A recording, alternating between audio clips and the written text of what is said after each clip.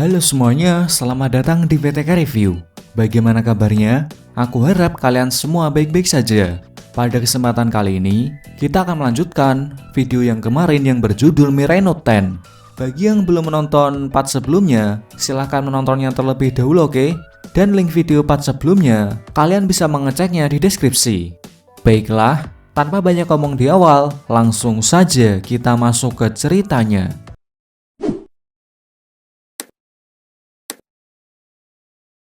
Part 2 kali ini diawali dengan seorang pria yang mendapat teguran dari bosnya di tempat kerja karena kerjaannya tidak bagus. Yang ternyata pria itu adalah mantan suami dari Ibu Mizuno. Kita sebut saja namanya Bambang. Di sini terlihat Bambang melakukan tindak kekerasan pada Mizuno dan ibunya meski mereka sudah bercerai. Karena kejadian semalam, Mizuno langsung menemui Kirisawa dan memintanya memberitahu cara memenangkan perkelahian.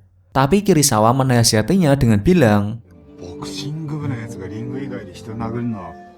saat latihan tinju, terlihat Mizuno meminta latihan khusus pada Kirisawa. Tapi Kirisawa tidak bisa karena dia tidak mau memberikan perlakuan khusus pada salah satu muridnya. Mendengar itu, Mizuno pun memutuskan untuk keluar dari klub tinju. Sebagai teman Mizuno, Nishiyama pun memberitahu Bu Ohira kalau Mizuno sering diteror mantan suami ibunya. Karena merasa ada keanehan pada Mizuno, Bu Ohira dan guru lainnya menyelidiki latar belakang dari Mizuno. Yang dimana ternyata ayah kandung Mizuno sudah meninggal sejak di SD. Dan setelah itu ibunya menikah lagi. Tapi mereka bercerai karena ayah tiri Mizuno bukan orang baik. Bisa dibilang yang meneror Mizuno selama ini adalah ayah tirinya yang sudah bercerai dengan ibunya. Setelah pulang dari sekolah, Kai memberitahu Kirisawa kalau muridnya datang ke gym tinjunya. Mizuno sendiri datang ke sana bertujuan agar dia bisa mengalahkan seorang pria dewasa. Di sini Kirisawa paham dengan alasan Mizuno dan dia bukan melarangnya untuk berlatih. Malahan dia menyuruh Kai agar melatih Mizuno supaya bisa mengalahkan seseorang dengan tubuh yang lebih besar.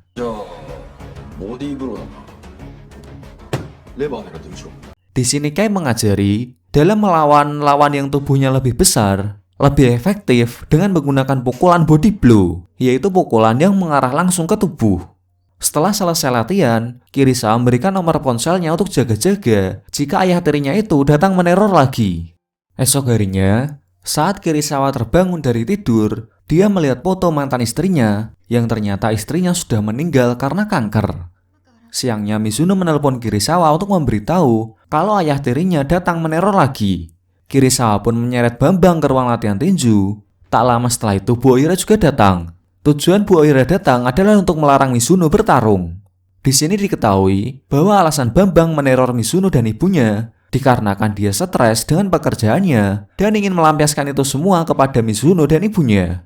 Bambang merasa dia adalah orang yang paling menderita di dunia ini dan dia nggak rela kalau Mizuno dan ibunya hidup bahagia. Mendengar itu, Kirisawa pun mengajaknya untuk melakukan pertandingan adu nasib, yang dimana mereka akan menceritakan nasib buruk mereka, dan yang nasibnya lebih buruk akan menang, sedangkan yang kalah akan dipukul oleh Mizuno. Pertandingan pun dimulai dengan Bambang yang memberitahu susahnya mencari pekerjaan saat terjadi pandemi. Sedangkan Kirisawa bercerita bahwa dulu dia adalah seorang petinju berbakat yang akan mengikuti Olimpiade. Tapi sayangnya dia mengalami cedera retina mata saat pertandingan tinju. Dan karena hal itu, hidupnya sebagai petinju berakhir. Mizuno pun langsung tahu kalau nasib Kirisawa lebih sial.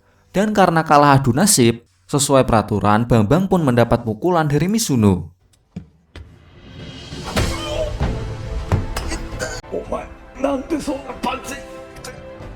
Ronde selanjutnya, Bambang bercerita tentang dirinya yang sudah lama bekerja di bank, tapi tak kunjung mendapatkan promosi jabatan. Dan hal itu adalah nasib tersialnya. Kemudian Kirisawa pun beradu nasib dengan memberitahu bahwa dia dulu bekerja sebagai guru dan setelah itu dia bertemu istrinya. Suatu hari dia memutuskan untuk berhenti menjadi guru dan membuka sebuah kedai yakitori. Kedai itu pun sangat laris.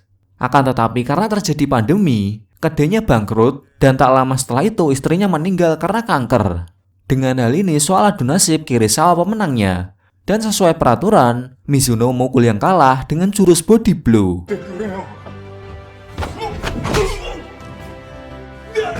Karena mendengar nasib Kirisawa yang lebih sial darinya, Bambang pun akhirnya tersadar dan dia tidak akan meneror Mizuno dan ibunya lagi. Esok harinya Mizuno memohon untuk bergabung kembali ke klub tinju dan mereka pun menjalani latihan tinju seperti biasa. Esok harinya para guru rapat tentang SMA Matsubade yang kalah lomba cerdas cermat dengan SMA Kyomei. Karena hal itu, Bu Makoto memutuskan agar klub tinju bisa mengalahkan SMA Kyomei dalam pertandingan, dan jika mereka tidak berhasil menang, Kirisawa sebagai pelatih akan dipecat.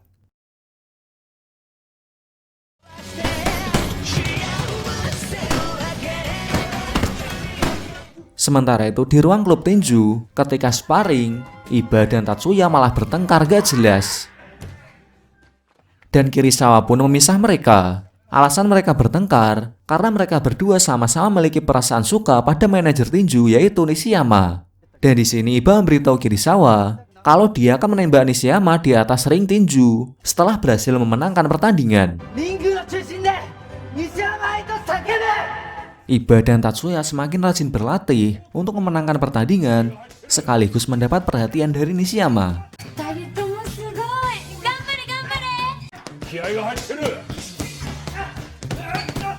Di tengah-tengah latihan, Bu Ohira mengundang Kai akan membantu melatih murid-murid demi bisa mengalahkan SMA Kyomei.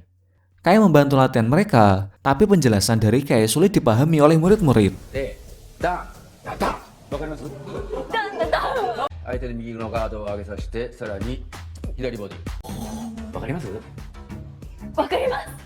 Setelah selesai latihan, Kirisawa menyuruh Iba untuk terus melatih pukulan bantunya. Lalu saat di perjalanan pulang, Kirisawa bertemu dengan seorang anak yang bernama Sota. Dan anak itu mengajak Kirisawa bermain bola. Tapi apesnya, Sota terjatuh dan kakinya terkilir.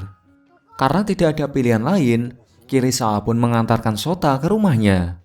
Dan secara kebetulan, ternyata Sota adalah anak dari Bu Ohira. Bu Ohira sendiri sudah bercerai dengan suaminya, dan kini dia tinggal bersama anaknya dan adik perempuannya yang bernama Kaede.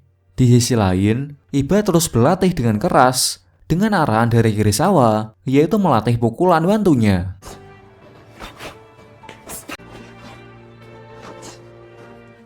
Esoknya, Kirisawa dan murid-murid latihan bersama dengan sangat keras karena sebentar lagi akan mengikuti turnamen tinju antar SMA.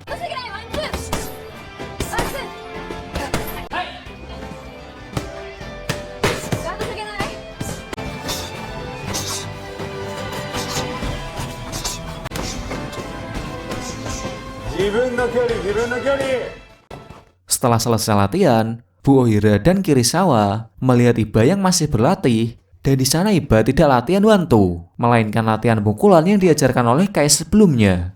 Kirisawa pun menghampiri Iba, dan mereka pun membuat strategi untuk memenangkan pertarungan tinju yang akan datang.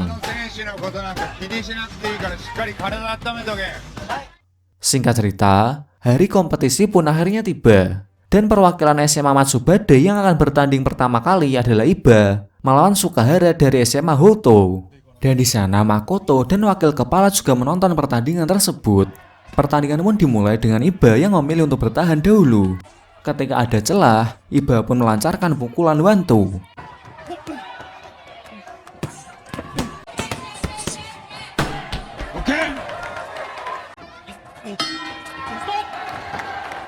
Setelah itu ronde kedua pun dimulai, dan Iba hanya menggunakan pukulan bantu kepada lawannya.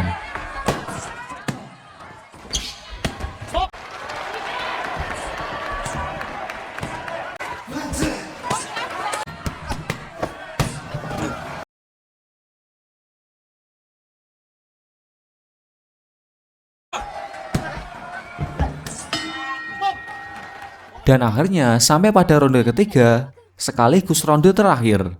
Dalam ronde ini, Kirisawa mengingatkan tentang rencana mereka sebelumnya, bahwa Iba melakukan pukulan bantu saja karena untuk mengecoh lawan agar berpikir bahwa Iba hanya bisa melakukan pukulan bantu. Tapi kenyataannya di ronde ini, Iba juga akan menggunakan pukulan yang diajarkan oleh Kai. Pertarungan pun dimulai.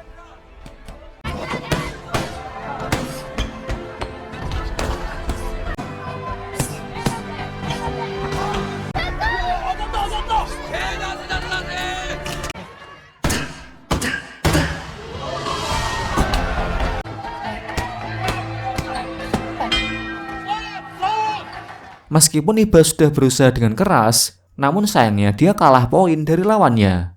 Dia pun sangat kecewa dengan hasil tersebut. Meskipun kalah, Kirisawa menyuruh Iba agar mengatakan perasaannya kepada Nishiyama di atas ring.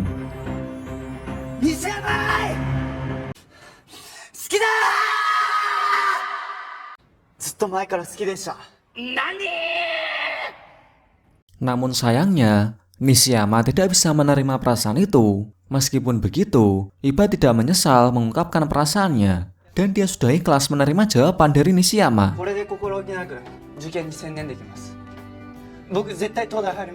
Singkat cerita, kompetisi kembali berlanjut dan diceritakan bahwa Riku dan Tatsuya sudah kalah di babak pertama.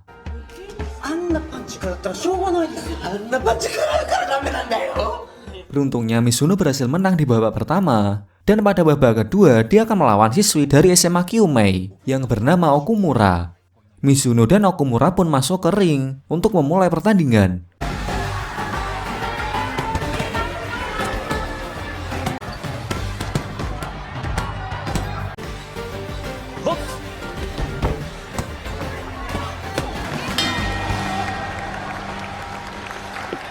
Terlihat di ronde pertama tadi Mizuno sangat kewalahan, dan kita akan menyaksikan ronde kedua.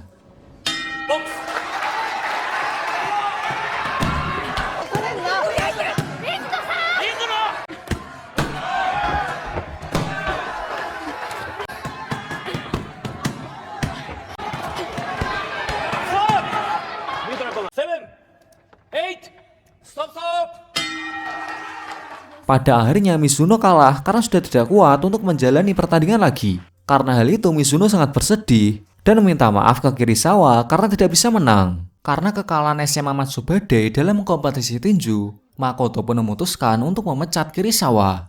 Kirisawa pun berpamitan kepada murid-murid, tapi mereka semua tidak rela jika Kirisawa meninggalkan mereka. Bahkan ada murid kelas 1 yang bernama Edokawa bilang begini.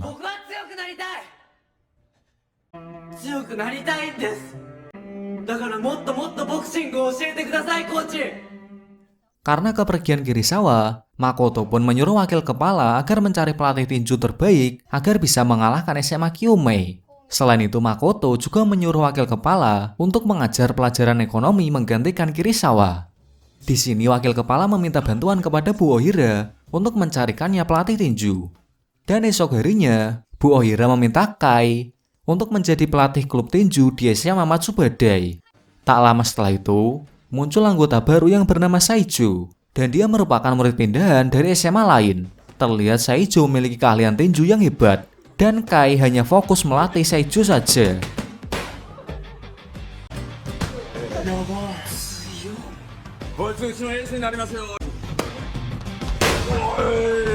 Di hari berikutnya, Makoto mendapatkan kabar kalau salah satu dari murid mereka yang bernama Edokawa tidak pulang ke rumah dan sudah dilaporkan orang tuanya ke pihak kepolisian. Edokawa sendiri juga merupakan anggota klub tinju, dan karena masalah hilangnya murid, Makoto sangatlah pusing. Ditambah lagi dengan para murid yang protes karena cara mengajar wakil kepala tidak bisa mereka mengerti.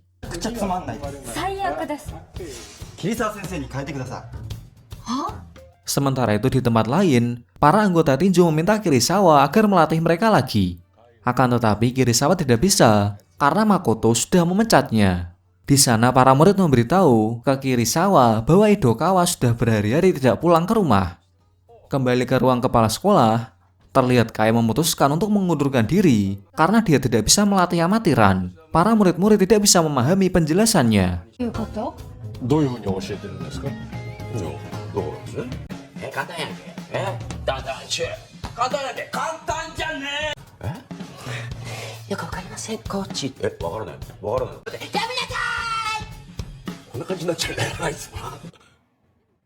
Dan ternyata Kai bilang begitu karena semua ini adalah rencana dari Bu Ohira agar Kirisawa bisa kembali melatih klub tinju. Sorenya, Kirisawa mengantar pesanan pizza di rumah Bu Ohira dan mereka membahas Edokawa yang tak kunjung pulang ke rumah. Padahal Edokawa adalah murid yang baik. Tak lama setelah itu, Kirisawa mendapat pesan dari muridnya yang memberitahu bahwa dia mengetahui di mana Edokawa. Edokawa sendiri ternyata disekap oleh preman.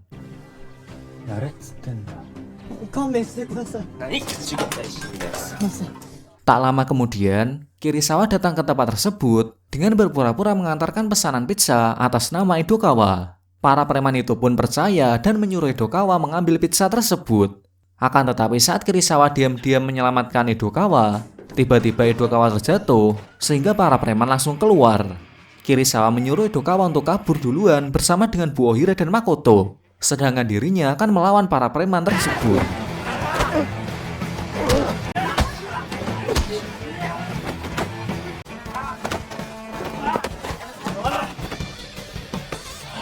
Preman itu menggunakan sebuah pisau dan dengan keahlian Kirisawa, dia berhasil menangani hal tersebut.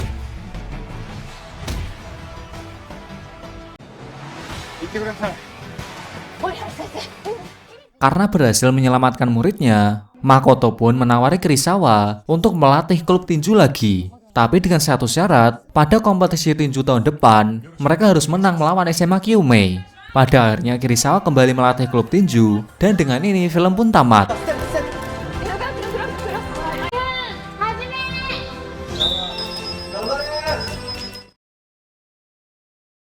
Oke, sekian pembahasan film kali ini. Dan pelajaran yang dapat kita ambil dari film ini yaitu, jika Tuhan mengambil darimu sesuatu yang tidak pernah engkau sangka kehilangannya, maka Tuhan akan memberimu sesuatu yang tidak pernah engkau sangka memilikinya. Saya pamit dan sampai bertemu lagi di video selanjutnya.